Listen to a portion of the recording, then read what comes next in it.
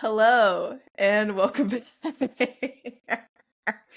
Ah, Hello, welcome back to Creating a Village. I'm your host, Millie, and today, once again, bringing him back for another episode by popular demand, we have Mr. Marvel Bishop. Going on? What's Hey, going on? how are you doing? I'm doing good. How you doing? I'm doing well.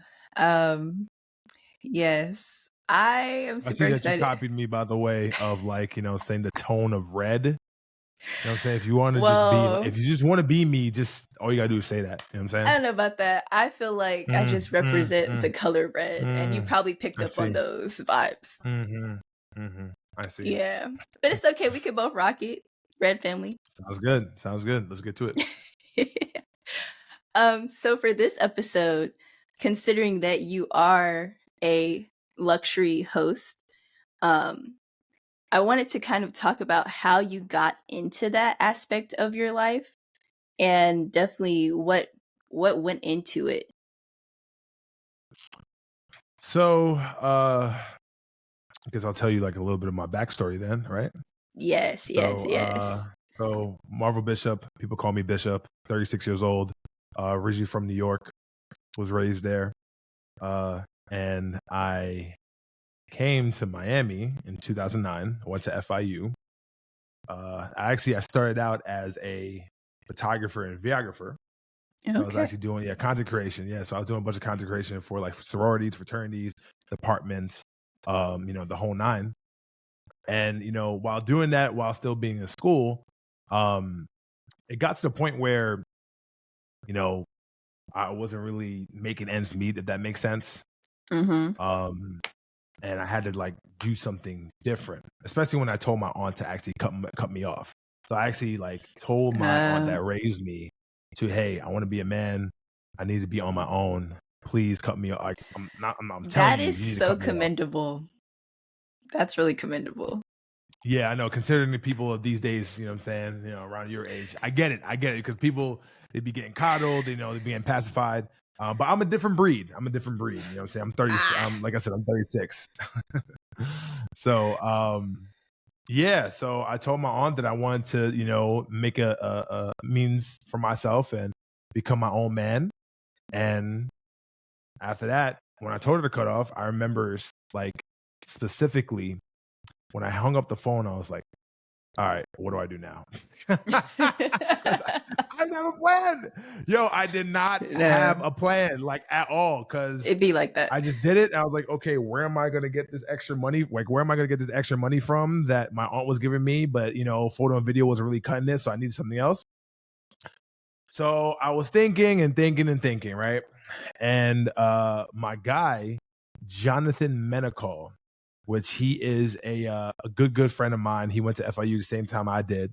And I would see him, being in Live, working for David Grutman. People don't know who David Grutman is. He is a pioneer. He's an executive and owner of Groot Hospitality that owns the Lives, the Komodos, like all the high-end restaurants, bars, clubs here in Miami. And at that time, it wasn't called Groot Hospitality. It was actually called Miami Marketing Group. So Jonathan used to do security, like actual like bodyguarding for like the VIPs that come to Live. And I saw him, and this is like Facebook times, right? So I Facebook messaged him. I was like, yo, I see that you work at Live. I honestly, I need a job. I need a job. So, is there anything you can do for me? He's like, well, listen, it's Christmas Eve. And he's like, look, I can't get you a job at Live, but there's this new spot called Story that's opening up and you can go there, but just make sure when you get interviewed, do not embarrass me. Nope. Like, don't make me look bad. I was like, all right, cool. I got you, man. So I went there and my two good friends to this day, that was the head of security and the assistant head of security, Patrick Fleming and Jay Pink. They saw me, I'm 6'11". At the time I was like 380 or 385. I was like, I was big. and they hired me instantly. And then after that, the rest was starting to become history. One of the key points of my business, or I guess my journey, was I did not have a suit jacket for me to do the VIP security on the dance floor. So I actually had to get put behind the DJ right by where the door is, where people come in and out. And this type of area, Jada, was actually like where like the super VIPs were, like the Elliot Rosses, Diana Son's grandson, Tyson Beckford, Leonardo DiCaprio, all the DJs, like the who's who, if that makes sense. Yeah. And me being put there actually put me in a position where I was able to rub elbows with like these type of people. And that's how I got to meet David Grumman. That's how I got to meet Chris Pacello, who used to be partners with him, who used to own Story. The Jojo LaHouse, the Mo Garcias. And that was back in 2012 when we first opened, because I came in there for the interview for Christmas Day, and then the day after Christmas, the 26th, is when we opened. So like I had to work literally the day after. So a Christmas miracle. Huh? I said it's a Christmas miracle. Literally, yeah. So that got me to really like get to I was really thrown in the fire, because I didn't really necessarily have too much security experience. But being as big as I am, 6'11", you know what I'm saying, they're gonna give you a shot. You know what I'm saying? Like, yeah, you go intimidate everybody. Yeah, exactly. So but yeah, so I was doing that for a while, and after 6 to 8 months, and I got my suit jacket, and I started to go on the dance floor, and then start taking care of like a lot of these, like, because you gotta understand, like 2012 back in the day. I know you weren't even born back then, right? Like not at all. Right? I was. Right? I was just in you school, were? Okay. Middle school. Right, cool. I don't know. You know what I'm saying? I have no idea.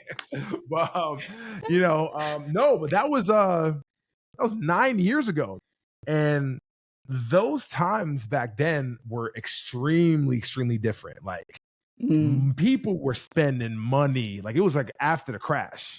So like the surge, as far as like people just having money, and like multi-millionaires were being born every single day. Like it was crazy, and people were spending money like it was nothing. Like people were spending $10,000, $20,000, $50,000, $60,000, $70,000, $80,000 for one friggin' table.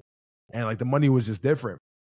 And that's how I actually got to like get my name out there, as far as like being one of the best security guards on the beach. Even so, I will say this right now, Story nightclub from 2012 to about maybe 2015, 2016 had the best security team on Miami Beach. Period. End of discussion. Fight me about it. Okay. Nobody was touching us. No, like we were the best. Like nobody was touching us. As far as like the combination of big, tall people being able to handle their business, being able to defend themselves well too, but most importantly, being a group of white gloved type of style individuals to handle every single situation delicately, if that makes sense. Yeah. So, when was it? I think it was like 2015. I met this guy by the name of Troy Gibson. So Troy Gibson actually lives in Atlanta. He's like a father to me, and he's actually my day one client. And I used to take care of him. I took care of him that one time when he came to Story. It was actually on a Sunday. And took care of him, walked him to his car, make sure he was good. And I thought I would never see him again, because that was it. So there's this place called 11. I don't know if you've ever been to 11 here in Miami. It's like everywhere goes. So it's like an ultra club. So it's like all three in one. It's a strip club, it's an actual club, and a restaurant at the same time. So yes, beautiful place. And I ran into Troy back then, like right there after Story, because after that, all roads lead to 11. So we go there. Yeah, that's where everybody goes there. After their work, because it's open 24/7. Okay, did not know that. It's not closed. Yeah. So I walked in, and that's another thing too, Jada. Like you always got to follow your gut, no matter what. Like, because when you don't follow your gut, you actually miss some like grand opportunities that can actually change your life.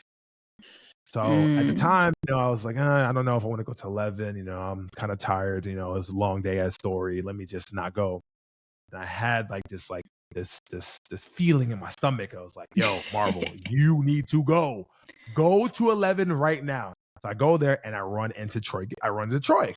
It's crazy because when I ran into him, he was like, "Oh man, you the person that took care of me at Story." I was like, "Yeah. How you doing?" I was like, "Yeah, no, good. I had a great time. Everything was great. Appreciate everything."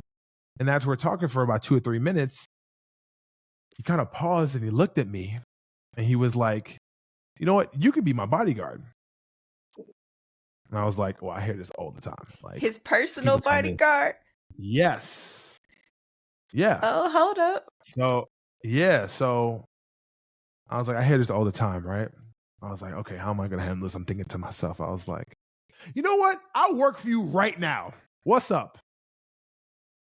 Took out 100. He took out a wad of hundreds, probably like maybe $10,000. 1, 2, 3, 4, 5. Give me $500, and we were off to the races. I went to Las Wow. Vegas with him maybe like over 20 times. I went to New Orleans with him. I went to Atlanta to also take care of him as well too. And then based upon that, his crew that he had became my clients as well.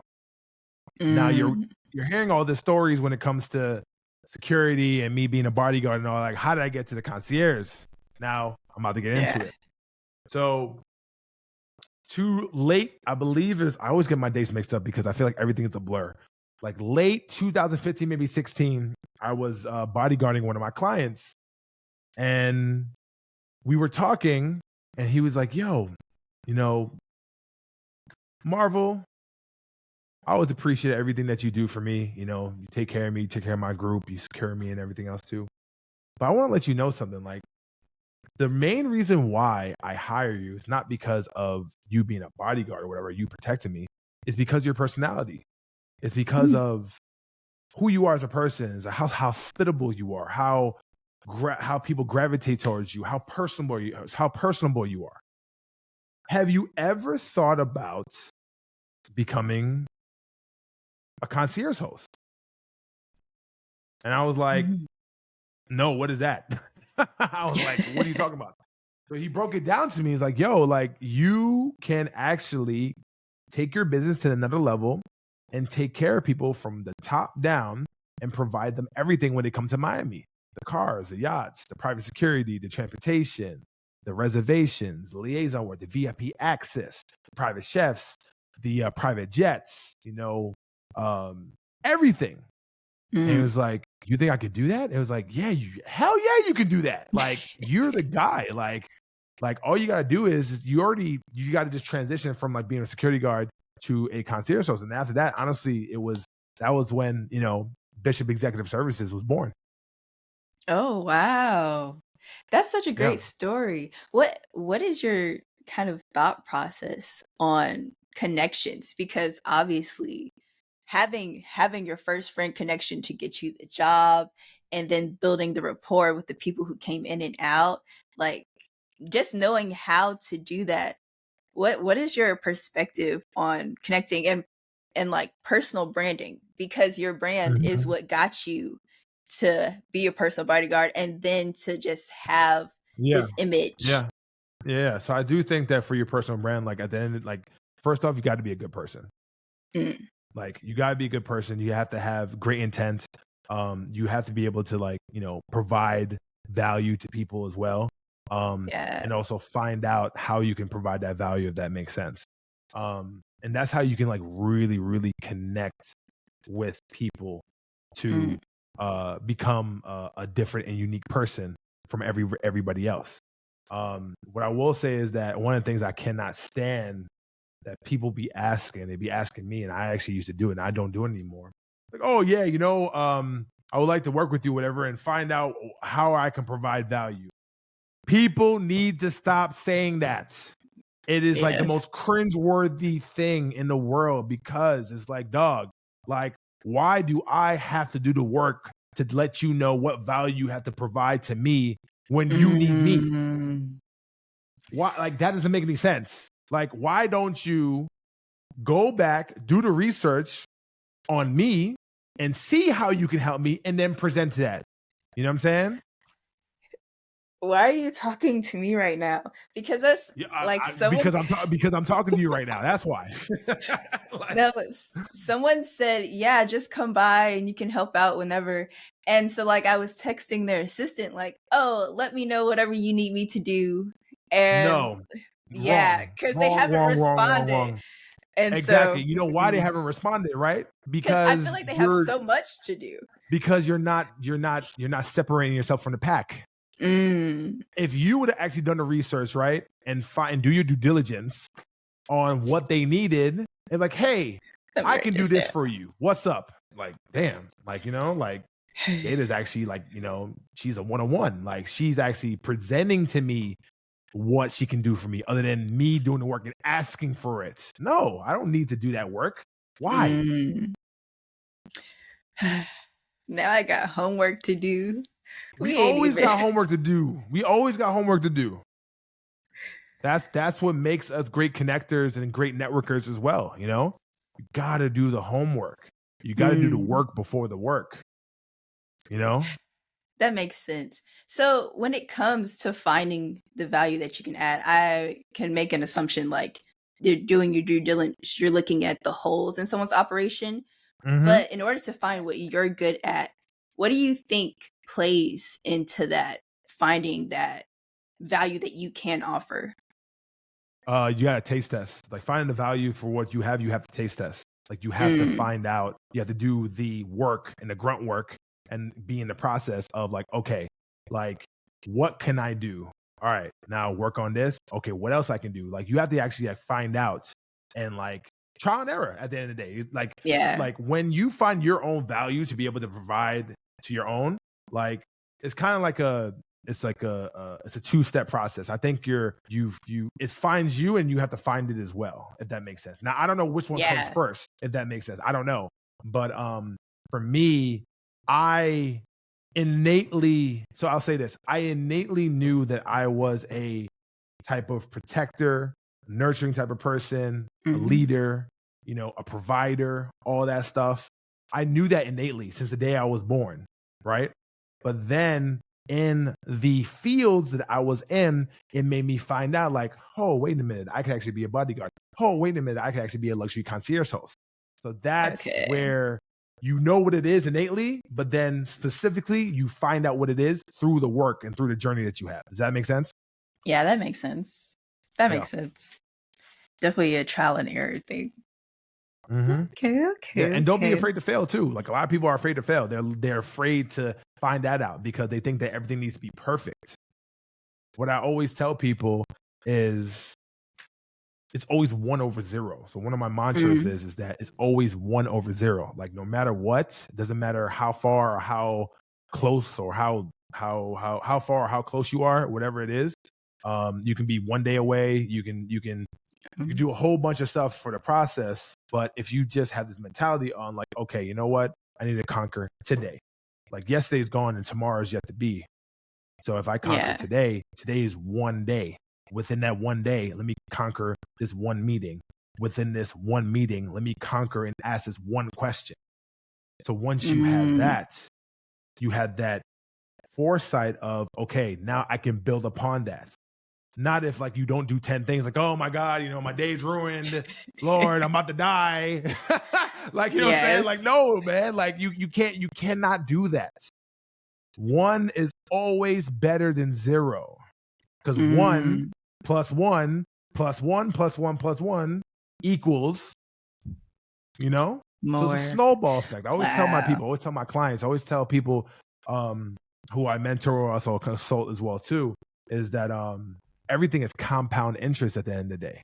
Mm, You know, one of my guys, you know, that I take care of from time to time, Justin Waller. He's Andrew Tate's best friend. He's actually one of my clients. okay. Oh, So cool. one of the things that he says is that I have to give him credit where he's like, yo, work, work, work, work, work. Okay, you know what? Then you have this. Then work, work, work, work. This may not work. Okay, you know what? I gotta adjust. Work, work, work, work, and then bam, you get paid. Like, you know what I'm Wow. saying? But you see the Yeah. process between that, right? Where it's like, Mhm. okay, like, it took that process and that journey of working to be able to get to that level and to get to Yeah. that step up to get paid. Yeah. No, that's definitely a good point, because I know a topic that tends to come up a lot of times with my generation of like the Gen Z is instant gratification. Like we want to work Yeah. right now and then get paid like as we're Yeah. doing No, I the get it. work. But it I get definitely it. takes that time and And process. yeah, and I've literally been like that, honestly, like for a long time. And the one thing for my concierge company that made me taught, it set my ass down as far as not worrying about instant gratification. Mm. Like instant gratification is poison to our journey of success. It's poison. You have to be in love with the delayed gratification. You have to be in love with that stuff. Hey. I hope that you're enjoying the conversation so far. If you are, make sure to like, comment, subscribe, leave a 5-star review, and head over to part 2 to hear the rest of the episode. You can go there right now. Just click next episode, part 2 of episode 13, right now. See you there.